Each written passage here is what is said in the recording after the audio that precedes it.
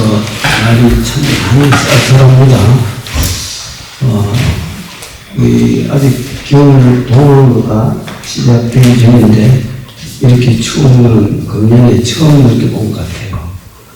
갈수록 기상이변이 자꾸 나타나는 것 같습니다.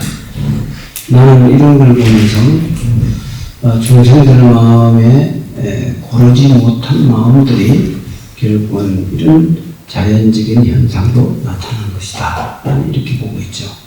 그래서 근본적으로 우리가 마음을 바로 쓰지 못하면 불균형한 기운은 일어날 수밖에 없다. 왜 그러느냐? 모든 현상은 중생의 업력으로 나타나고요. 업의 작용이 이면에 있는 겁니다. 그래서 그 근본을 다스리지 않고 현상을 바로잡을 수가 없어요. 그래서 현상에 일어나는 가지가지 모습은 다 우리 마음의 모습이다. 이렇게 볼 수 있죠. 우리 마음 작용으로 일어나니까. 그래서 하경이 뭐라 그러느냐? 모든 것은 다 마음의 작용이다. 일체일천주다. 이렇게 말을 하죠. 그것은 바로 우리 마음의 작용이 얼마나 위대한가를 알 수가 있는 거죠. 내 한 마음이 착한 마음을 가지면 세상은 편안해지고, 내 한 마음이 착하지 못한 마음을 가지면 세상은 불안하게 되고, 불안한 세상이 불안한 기후와 환경을 만들고 있는 거죠. 그래서 우리는 부처님 법을 바르게 배워야 되고, 그 부처님 법 가운데서 우리의 안심임명처를 얻어야 되는 거죠. 안심임명처, 내 마음을 편안하게 하고 내 운명을 결정하는 그런 자리다, 이런 뜻이었는데, 우리가 마음을 바르게 쓴다는 것은 불교의 핵심이고 우리가 나아가야 할 방향이 되겠습니다. 내가 내 자신의 마음을 다스리지 못하면 누구도 이 마음에 나타나는 결과를 책임질 수가 없습니다. 그래서 우리는 부처님 가르침을 통해서 내 마음을 다스려야 되겠죠. 그 마음을 다스리기 위해서 오늘 이 추운 날씨에 잘 오셨습니다. 되는 겁니다.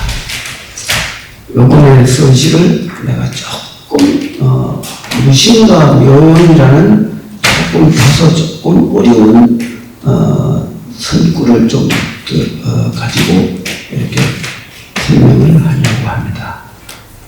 무신이라고 하는 것은 마음이 없다는 뜻인데, 마음이 없다는 것은 중생심이 사라진 절대적 고요한 성품자리를 말하는 거죠. 그래서 무신은 근본이요, 묘용은 작용이라고 볼 수 있어요. 무신 속에서 나타나는 현상은 요용이 되는데, 중생들은 무신의 바탕을 두고 행하는 것이 아니라 나타나는 그 현상에 따라서 망명을 일으키기 때문에 망명에 의한 행동은 작용이 아니고 망명된 행동이 돼요. 그래서 망상이 되는 거죠. 망상은 생사를 일으키고 무신은 생사 없음을 그 자리로 개합하게 되죠. 그래서 우리는 무신과 묘용, 묘라는 것은 묘한 작용이다, 이런 뜻인데, 묘하다는 것은 뭐를 말하느냐? 바로 무신 가운데서 어떤 일체 아상, 인상, 중생상, 후자상을 떠난 그 묘한 작용을 묘용이라고 해요. 그래서 중생들은 묘용이 아니고 그냥 허망한 망념에 의한 행동이다, 망상에 의한 그 현상이다, 이렇게 볼 수가 있겠죠. 그래서 우리는 결국은 무신과 묘용으로 들어갈 수밖에 없다. 그래야만이 불교를 만날 수가 있다. 그렇지 않고는 부처님의 법을 만나도 만날 것이 아니다. 무신이라는 말을 다르게 또 진공이라고 할 수도 있어요. 참진자의 비공자. 진공 묘유다. 묘유가 묘용이에요. 내가 말을 조금 바꾼 거는 더 이해하기 좋게 하기 위해서 진공 묘유라고 안 하고 무심 묘용이다라고 이렇게 표현하는데 같은 뜻이라고 볼 수 있습니다. 무상이여 참으로 무상하구나. 한 생각 일어났다 멸하는 것이 생사인데 순간 생사 없음을 열반이라고 한다. 생사와 열반을 짓는 것은 이 마음이니 일념에 안주하여 머무름이 없다면 수많은 분별망상 허공으로 사라진다. 모양을 따르면 중생이 되고 경계에 의심하면 생일 없는 자리 따로 붙여 구할 마음 필요 없도다. 마음 참으로 심려하구나. 수많은 신통모형과 징공무심이여 모두 다 마음작용일 뿐이로다. 오늘 아침 이와 같은 무심을 보니 너와 나는 어느 곳에 있으며 나고 죽음은 어디에서 찾을 건가. 끝없는 허공 속의 유유한 흰구름을 일어남 없는 마음으로 반조한다면 거기 묘용과 무심을 동시에 본다. 묘용은 그대로 무심이 된다. 이런 뜻입니다. 여기에서 우리가 눈여겨보아야 할 부분이 경계에 무심하면 바로 생멸 없는 자리가 된다. 생멸은 중생들의 분별심 속에서만 있기 때문에 우리가 만일 수많은 일이 나타나는 경계에 무심하자면 무심 그것이 바로 생사가 없는 열반의 자리라는 거죠. 이와 같은 이치를 볼 적에 우리가 찰나 생명이라고 그러죠. 한 생각 일어났다 멸하는 것은 순간적으로 일어나는 거지만 생사는 바로 거기에서부터 시작되고 그 현상이 끊임없이 반복되기 때문에 윤회 생사라고 하는 거죠. 이 모든 것이 전부 우리의 생각이 일어났다 멸하는 이 망령 때문에 일어나는 것이다. 우리가 도를 닦는 것은 바로 이런 순간 생사를 일으키는 그 마음을 조국받아서 일상에서 무심을 체득한다면 일어나는 현상에 우리가 망념에 흔들리지 않고 무심으로 대한다면 그것이 바로 열반이요 생사 없음이 되는 거죠. 그런데 그 이치는 알아도 요무생사라 생사 없음을 쓰는 것은 아주 어려워요. 그래서 도노점수라고 해요. 생사 없음을 아는 것이 도노고 생사 없음을 아는 것을 바로 쓸 수 있는 것. 작용 속에서 묘용 속에서 바로 쓸 수 있음을 요무생사라 해요. 생사 없음을 사용한다 이런 뜻이죠. 용무생사가 돼야 학철대오라고 할 수 있어요. 학철대오를 하면 용무생사가 되고 이렇게 생사가 원래 존재하지 않는다는 이치를 아는 것을 지무생사라고 해요. 생사 없음을 안다 이런 건데 보통 스님들이 공부하고 경체가 나는 것은 바로 지무생사상이에요. 지무생사는 번뇌가 그대로 살아있어요. 왜? 그게 우리의 그 의식 체계 속에서 일으킨 견해이기 때문에 그게 무심에서 나오는 견해가 아니고 우리의 그 아르마리 지식 속에서 나오는 그 견해는 생사에 자제할 수가 없어요. 생사에 자제하지 못하니 이사무예가 되지 못하고 이는 이대로 사는 사대로 각각 따라오는 거죠. 따라오니 그것은 해탈이라고 할 수가 없는 거죠. 그러니 우리는 그 조그마한 견체가 났다고 해서 아만을 피고 내가 도인이다. 나는 부처님 진리를 깨달았다. 이렇게 한다면 큰 업을 짓는 거예요. 그 경계는 견처, 조그마한 그 도노라는 그 아르마리 지혜가 좀 낮다는 뜻인데 그것도 견처도 여러 가지가 있어요. 그 전생에 많이 닦은 사람은 이 생에 견처가 날 적에 크게 나요. 거의 도인의 그 버금가는 그래서 대스님이 큰 깨달음이 세 번이고 작은 깨달음은 부지기수로 많았다 그랬거든. 대스님은 언어국건선한테 학철교를 인정받았는데 그렇게 전까지 그래서 큰 깨달음을 얻었어요. 경치가 나도 아주 크게 난 거예요. 웬만한 도인은 여기가 진짜 학철교 한 건지 아니면 그냥 경치가 난 건지 그걸 분간할 수 없을 정도로 제 방에 80선식한테 다 인가받았어요. 깨쳤다고 인가를 받았는데 그 언어국건선사는 너는 썩은 공부지 이 진짜 공부가 아니다. 다시 따가라. 이렇게 해갖고 학철교를 하고 제대로 된 인가를 받았다. 견체도 이렇게 차이가 있어요. 오늘 선지식들은 다 견체 수준이에요. 학철교는 아닙니다.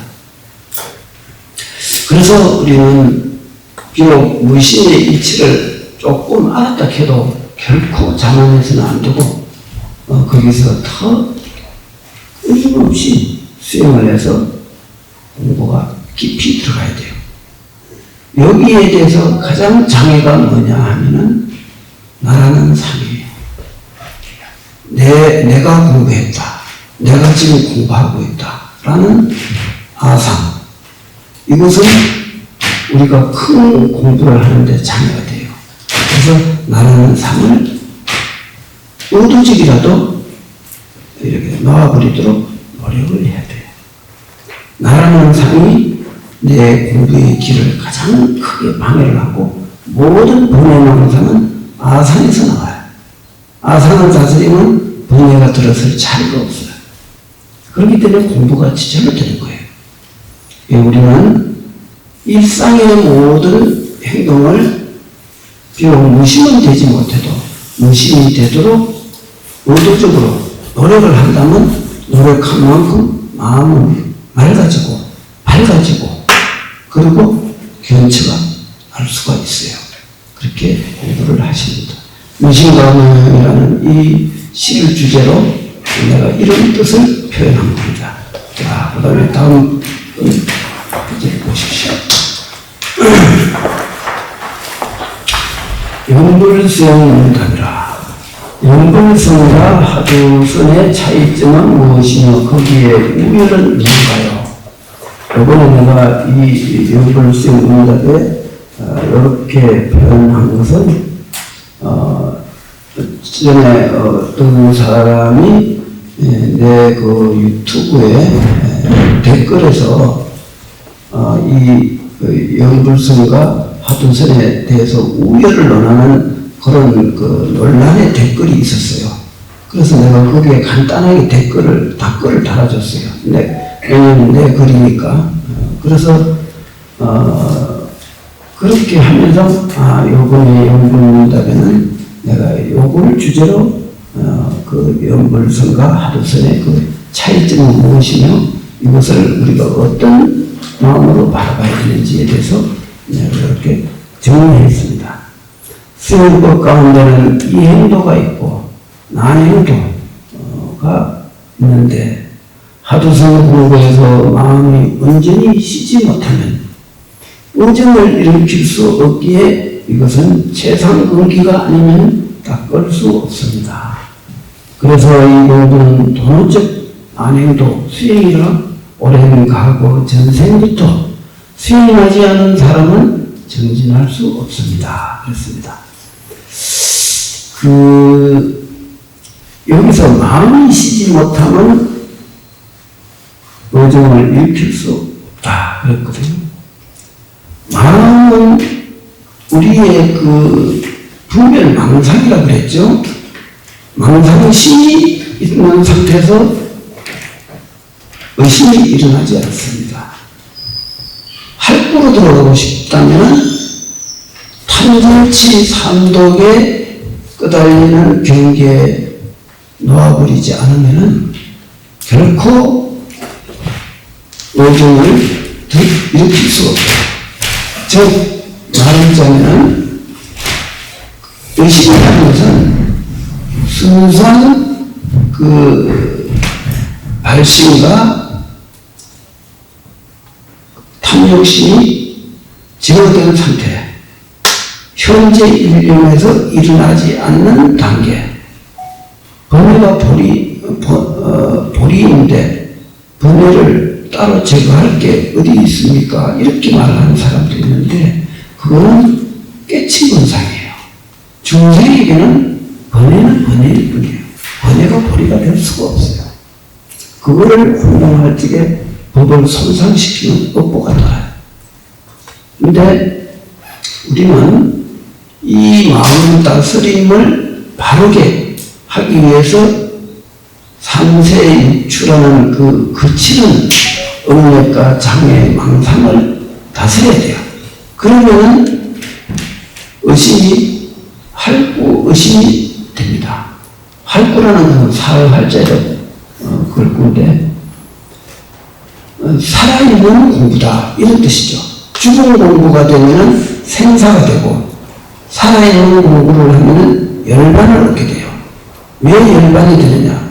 망상이 끊어지기 때문에. 망상이 끊어지고 학철대오를 하기 때문에 열반이 되는 거죠. 그래서 하두에서 이렇게 탐진치 이 삼독심을 다스리지 못하면은 결코 하두가 일념으로 들어가지 못해요. 설사 일념으로 일시적으로 분발심에서 들어갔다 해도 이미 경계에 의해서 무너져버려요. 다시 중생이 되는 거예요. 그래서 간혹 선사들이 한때 적었을 적에 육단심으로 열심히 공부했다가도 나이 들어서 또 탐진치 번뇌망상에 끼어들어가는 것은 그게 그 일시적으로 공부가 되지만 근본적으로 할구에 들어갈 수 있는 무심이 아니기 때문에 다시 또 망념으로 이렇게 흔들리게 되는 거죠. 진짜 무심이 되었다면 어떤 경우에서도 마음이 일어나지를 말아야 돼요. 망념이 어떤 상에서 어떤 급박하고 위태롭고 힘들고 곤란한 지경에 빠져도 거기에서 썩는 마음이나 나라는 어리석은 마음이나 탐욕의 마음이나 일어나지를 말아야 돼요. 그게 일어난다는 것은 아직까지 번뇌의 뿌리가 그대로 살아있다는 뜻이거든요.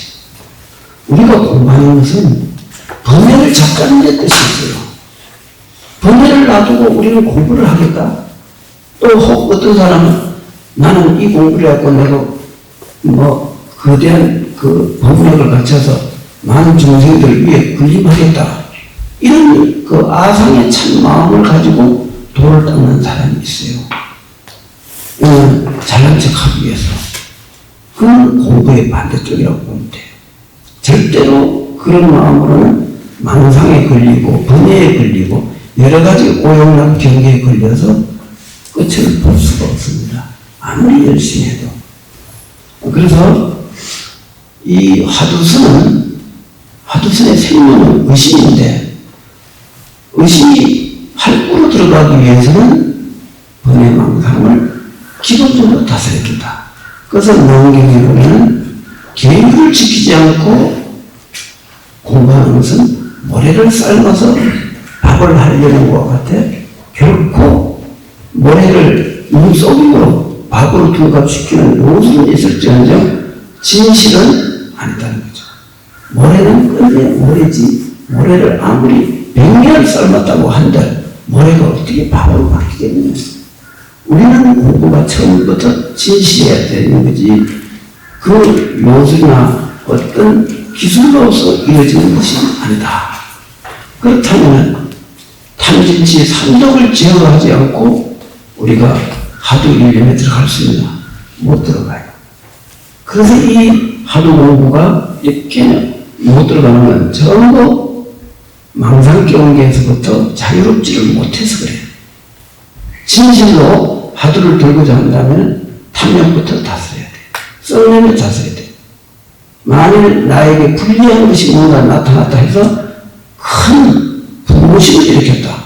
그건 공부가 반대로 안 돼요. 신문 공부를 하루아침에 망가뜨린 게 분노심이에요. 분노 조절을 못한다는 것은 그만큼 마음 수행이 안 됐다는 증거예요. 우리들은 각자 그걸 알아야 돼요. 생활 속에서 내 마음에 안 맞는 그런 행동을 한다고 거기에 대해서 거대한 분노심을 일으켰다면 그 순간 공부가 거꾸로 돌아가게 된다는 거. 그래서 우리는 어떤 상황에서도 탐욕과 분노심과 내라는 아상을 버려야 돼. 그러면 공부가 저절로 마치 순풍에 그 돛을 달고 바다로 나가는 것 같아갖고 그냥 가만히 있어도 저절로 목적지에 갈 수 있어요. 우리 마음 공부도 그렇게 해야 되는 거예요. 그런데 중생들이 과연 세상을 살아가면서 망상 속에서 망상 없는 그런 순수한 공부를 할 수가 없기 때문에 내가 이거 영불서는 이행도락하고 화두서는 남행도라고 하는 거예요. 어렵다. 무엇이 어렵냐? 번뇌를 제거하기 어렵다 뜻입니다.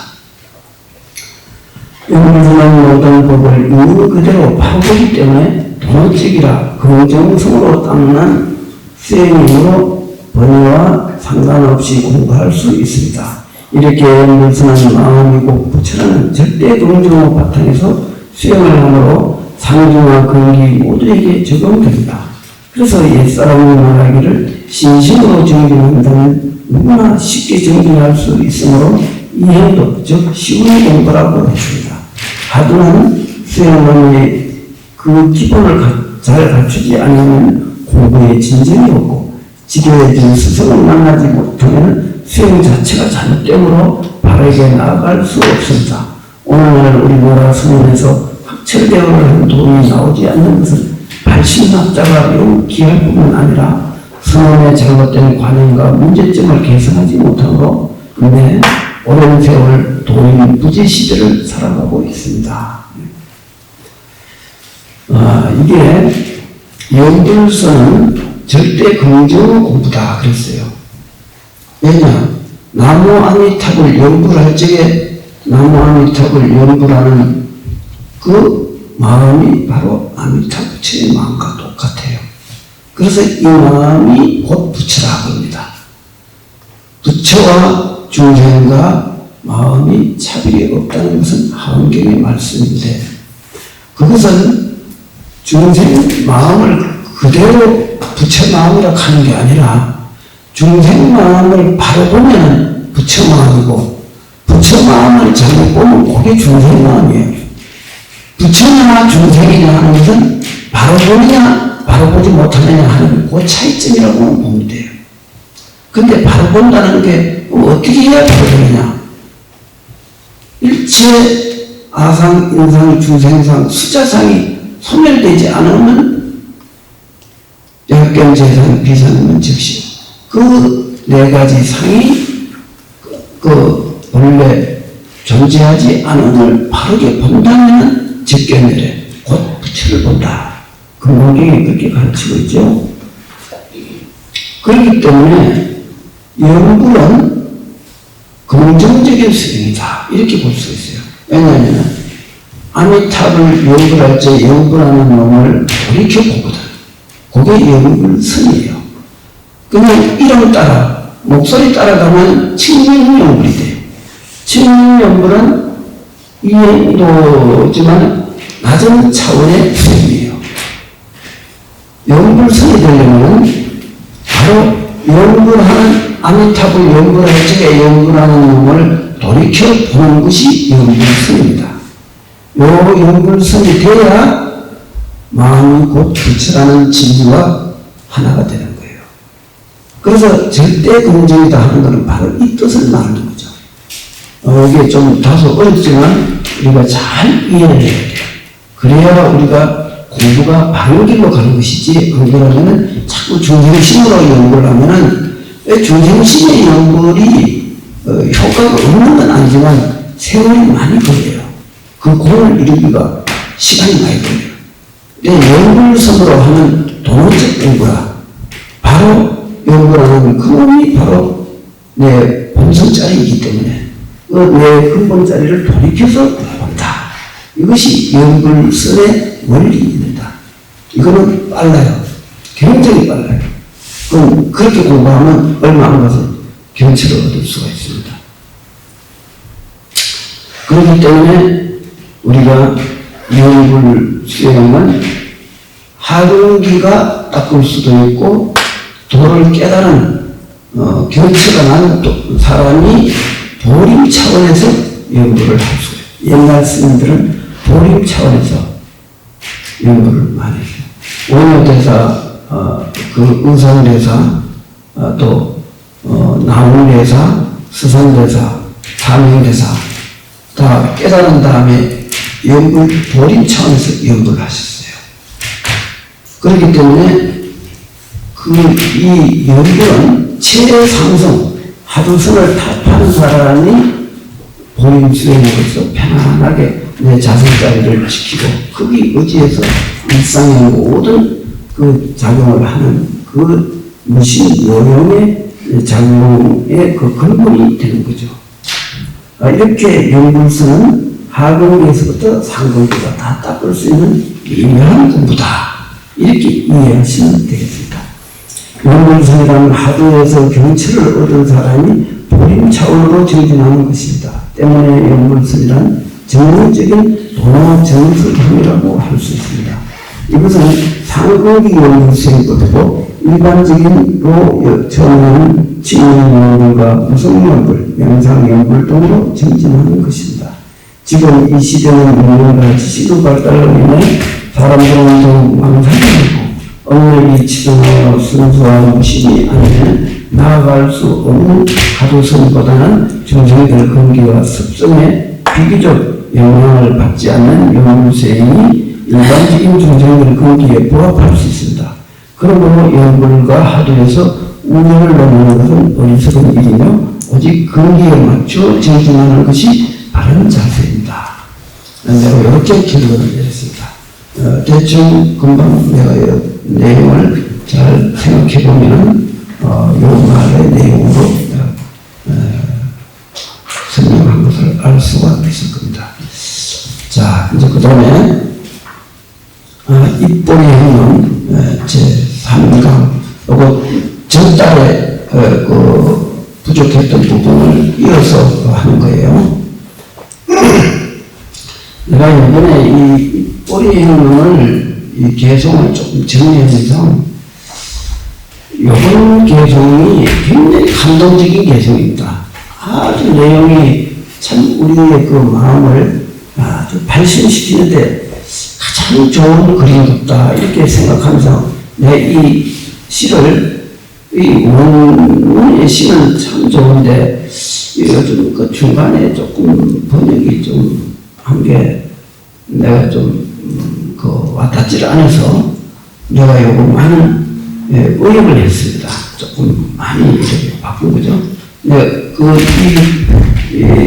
개성의 근본 텍스트는 홍정식 박사의 보살로 가는 길, 그 보리행경 해석판인데 그게 원문을 비교적 충실한 해석에 해당되기 때문에 거기에서 내가 약간 유문을 좀 하고 또 식구를 좀 아름다운 언어로 좀 다듬어 놨습니다. 그래서 아마 지금 나오는 그 보리행경 그 번역판하고는 조금 차이가 있을 겁니다. 그러나 뜻으로 보면 훨씬 더 이게 명확하고 이해하기 좋도록 되어 있을 겁니다. 30번째 개성 이와 같이 모든 중생을 위하여 보리심을 온전히 일으키고 보살이 나아갈 길을 따라서 가르침을 잘 실천하리라. 이제 나의 삶은 열매를 맺고 사람으로 태어나는 보람을 가졌으며 부처님의 세계에 태어나서 신심 있고 진실한 불자가 되었습니다. 오늘부터 나는 마음을 단속하고 부처님 강론에 맞는 몸가짐으로 가르침을 따라 실천할 것이며 거룩한 삼보를 잘 받들겠나이다. 중생을 위한 이 보리심은 무지무명을 밝히는 밝은 태양이며 부처님 법의 정수가 되나니 우유 속에서 버터를 추출한다 같습니다. 안락을 위해 길을 나선 중생이 험준한 여로에 헤매다 지쳤을 때 위안이 되는 향연이 될 것이며 여기에 의지하여 큰 만족을 얻으리라. 소리다. 이 뿌리 행명이 이게 그 10장으로 이루어졌는데 그 내용을 보니까 도시, 지계, 인욕, 정정, 선정, 지혜 이렇게 6가랑이를 이렇게 구성되어 있고 처음에 이게 보리심 참탄품은 육바람이 아니고 그냥 보리심을 참탄하는 그 개성들이고 여기 3장부터는 보리심을 온전히 가지는 품, 보리심을 온전히 가지는 것을 적천비구 이걸 저자는 보시로 한 거예요. 그래서 내가 요거는 글 문맥을 쫓아서 분석해보니 요거는 육바라밀 가운데 보시에 해당된다. 그리고 또 4장에 나오는 보리심 방일하지 않는 보리심 불방일품 여기 원문은 그렇습니다. 이거를 보리심에 대해서 방일하지 않는 품이다. 그래서 이것도 내용을 보면은 보시에 해당돼요. 육바라밀 가운데 보시가 제일 중요하잖아요. 과연 우리는 이 보시를 어떻게 이해할 것인가? 무조건 내 물건 남에게 나눠주는 것이 보시냐? 보시 그거는 일부분이에요. 진정한 보시는 우리가 보리심을 어떻게 가지고 보리심을 어떻게 중생들한테 연설하고 또 보리심을 어떻게 찬탄하고 그 보리심을 중생들에게 나누어서 발심하게 하느냐. 이게 최고의 보시예요. 이 뿌리에 있는 저자인 적천비구는 지금부터 1000년 스님인데 인도 스님이에요. 대단한 그 신통과 법력을 갖춘 분인데 인도 나란타 대학이라는 유명한 그 고대 불교 대학의 그 이제 훌륭한 그런 교수사인데 아주 훌륭한 분이에요. 이분이 적극적으로 이 육바라밀을 이렇게 해석을 한 거죠. 그러니까 대승불교의 그 용수 만행의 뒤를 이은 그런 아주 훌륭한 도인이라고 봐야죠. 그래서 우리 불자들은 보시라는 그 개념을 굉장히 광범위하게 이해를 해야 돼요.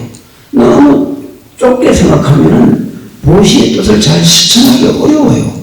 그래서 이제 이 보리 행경이 이지에서 우리는 보시라는 게 참 그 보리심을 이렇게 받들지 않고는 우리가 보시의 그 개념에 접근하기가 어렵다. 이렇게. 그리고 부처님께서 육바라밀을 정할 적에 그 보시 중에서는 엄청 많은 말씀을 많이 하셨는데 우리가 한 마음을 잘 쓰는 것도 보시예요. 내가 누구를 위해서 이 중생을 위해서 자연과 만물에 대해서 항상 따뜻하고 좋은 마음을 가지고 그들이 다 보리심을 일으켜서 마침내 생사에 해탈하는 길을 열어주는 것 이것보다 위대한 보시는 없어요. 우리는 이런 큰 보시를 하고 동시에 작은 물질적 보시도 하지만 그 속에 큰 보시를 해야 된다. 이렇게 이해하시면 이게 보시라고 할 수 있습니다. 35번째, 이와 같이 발심한 불자들은 보리심을 굳게 지니고 인품을 갖추어 항상 개념과 나태를 경계하며 부지런히 배움을 실천해야 한다.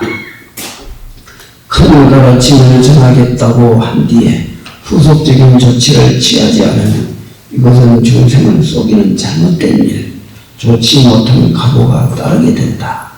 설사 한순간이라도 남을 향해서 보살도의 좋은 길을 방해한다면 중생들의 이익을 손상시키는 것, 악업의 괴로움을 면할 수 없다. 한 사람의 앞길을 해치는 일도 자신에게는 크나큰 괴로움이 되는데 본심 가는 길을 방해한다면 모든 중생을 괴롭히는 업보가 된다. 지금 이 계산들이 전부 그 본심을 우리가 어떻게 가지느냐 하는 내용을 이렇게 쓰는 거예요. 그리고 참고로 내가 이 번호를 매긴 건 내가 자의적으로 매긴 거예요.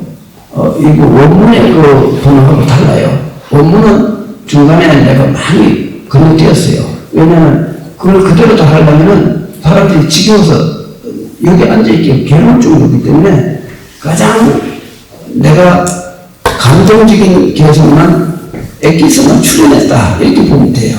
그러면 신도들은 편하잖아요. 그죠? 그런 뜻이니까 이 개성들을 원문하고 딱 보면 안 맞아요. 자, 35번째. 본심 닦을 것을 맹세했으니 굳건한 신심으로 시험하리라. 지금부터 노력하고 닦지 않으면 좋은 기에 이른 뒤 후회하리라. 참 이 말이 지금 이렇게 닦지 않으면 나중에 후회해도 소용없다. 건강하고 좀 나이가 좀 젊고 좋을 때에 이때 닦지 않고 나중에 늙고 힘들고 병들었을 적에 후회한들 무슨 소용이 있느냐. 그러니 건강할 적에 공부해라. 뭐 이런 뜻입니다.